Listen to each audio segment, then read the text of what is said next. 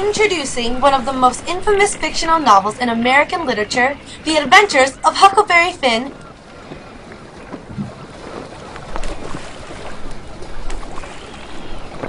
By Mark Twain.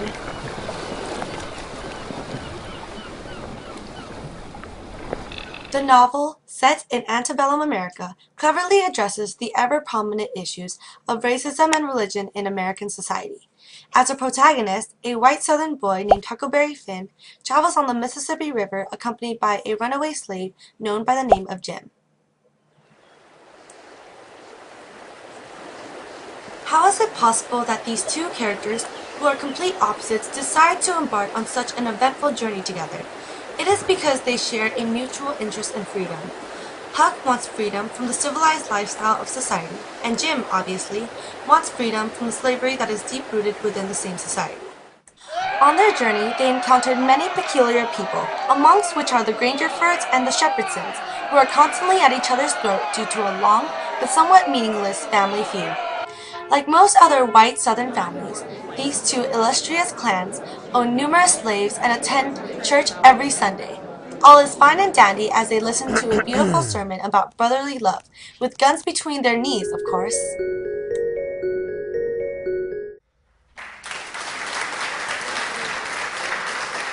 By depicting the presence of guns in a place of worship that commends brotherly love, Mark Twain effectively uses incongruity, a form of satire, to point out the absurdity of the Grangerfords and the Shepherdsons' contradictory actions in the context of their shared religious belief.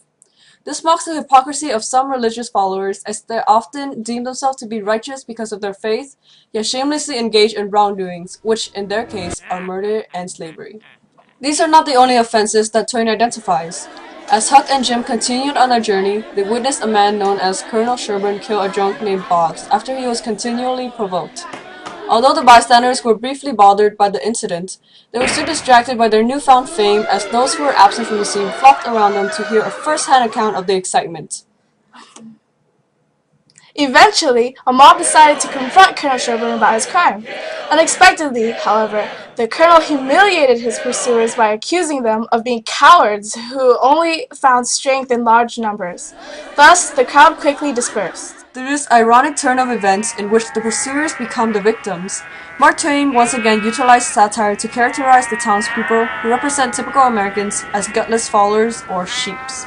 Why sheeps, you may ask? Because they follow the mob mentality and do not decide for themselves the morality of their actions. They travel in herds because alone they do not have the courage to do anything. This satire, as well as Colonel Sherburne's monologue, outlined the cowardly yet cruel nature of the average man. However, Twain also contrasts these despicable qualities by showing the more admirable traits of mankind through Huck, who, despite his superior status, treated and respected Jim, a lowly slave, as a friend. Their relationship embodies Twain's ideology of coexistence and harmony between the races. Twain intended the novel to act as a catalyst for American reform by inducing self-reflection upon his audience's thoughts and actions. Thus, the infamacy of the novel is justified because behind the disguise of a seemingly lighthearted story, Mark Twain confronted the great flaws found in human nature and reasoning,